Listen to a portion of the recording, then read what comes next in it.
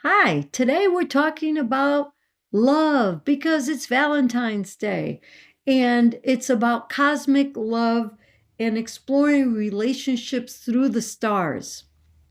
Question: have you ever felt a special connection with someone like you've known them forever? Or wondered why some relationships flow easily while others are bumpy? Well, just like the moon pulls on the tides, many believe that the stars, including myself, are influencing us. So we'll break it down piece by piece, and I will look at my notes to make sure that we cover everything. So, what's cosmic love? Cosmic love, it's not just relationship, romantic love, but it's the energies in the cosmos that affect the different kinds of loves, the romantic love, the sexual love, the unconditional love, etc., etc. So, astrology is like a roadmap. Remember, it's not a crystal ball. Astrologers are not fortune tellers. Make sure you get that. I'm going to repeat it again. Astrology and astrologers are not fortune tellers. We interpret the stars in the signs, in the sky, in the houses, and with aspects. That's how we get insights. Got it? So we don't predict the future. We look at the stars as a weather forecast. But what you do with this information is based on free will and it moves you forward. So you have a GPS system or a roadmap on how to move forward in your love life. So we must always understand that the building blocks of astrology, there are four of them. We have the planets, we have the signs, we have the houses, and we have the aspects. And they work together. They're like the blueprint. And astrologers break down that blueprint to give you ideas of how these energies can work for you. Now, when we're talking about love and relationships, the first thing we do is we look at your individual birth chart or your natal chart. And I will share on the screen what a natal chart looks like. And you should be able to see this here. And this is Elon Musk's. And I'm going to be doing a YouTube about Elon Musk. So let's just look at this. Elon Musk's love planet would be Venus in Gemini. So, generally speaking, this person would love alone time because this is the house of being alone, and an intellectual type of a love life. Loves to read, loves to communicate. Okay? The other thing that we would look at is the house of romance. The house of romance would be the fifth house, romance and children, creativity.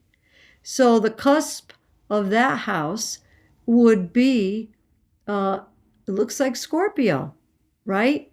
So very sexual, very intense. Interesting, isn't it? It'd be all or nothing with this person. And then the eighth house would be the house of sexuality, intimacy, and that would be Aquarius. So the flavor would be more of a detached, scientific type energy. You see? So that's where we would start. Now, the other thing we would want to look at is the moon, the emotional makeup of the person's chart. And the moon is in Libra, harmony and peace for this particular person. So let's say they want a further analysis of both the partners. Then we would put two charts together. So we'll just make believe that this now is the second person. And then we would compare how the planets interact with one another. And that's how we do a compatibility analysis, when we compare the two charts with one another, and we could see the areas of strength and weaknesses. Okay? This we could do not only with romantic relationships, but any kind of relationships, whether it's with your children, your spouses, your co-workers. If you're into building teams, this is a must. This is a huge must, because you want to have a nice balanced team that integrates very well together. If you're interested in that, contact me through a discovery call on my website, and it's for free, so you could better understand. So if you're interested in having a compatibility or a love chart done for you and your partner, just hop on our website. The link will be below, and I'd be more than happy to look it over for you. It takes 2 hours, because we look at both the partners' natal charts, and then we compare the two. Ideally, it would be a 3-hour session, okay? But I customize all the readings individually for everybody based on their needs and other things, okay, that are pertinent to the client. So the relationships are a journey of growth, and sometimes we need a little guidance along the way. I can help you with the self-discovery, with partner insights, relationship dynamics, navigating challenges, and conscious growth, because life is about experiences. It's not about being right or wrong, but it's about taking action. Okay, so we put things together and we compare. So moving forward, let's recap the cosmic stars and cosmic love. So we have the individual birth chart, and we look at the planet of love, Venus. We look at the moon, because that shares the emotions. And then we look at the 5th house, the 7th house, and the 8th house. And then we could look at both partners' charts and do a compatibility. And there's one other chart that we do, and that's called a synastry chart, where we make the two partners one chart.